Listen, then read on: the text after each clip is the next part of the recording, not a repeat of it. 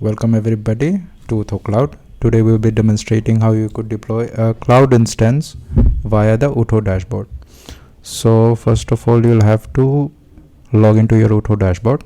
Click on deploy new, choose cloud instance, and then you'll be presented with now you can select the data center as well as the OS. We're here in this case it is 22.04. Now proceed with selecting the cloud configuration and click on deploy. As simple as that. Now please allow it some time to get provisioned. After the server has been provisioned, you will get the server login credential on your registered email ID. Yes. Thank you.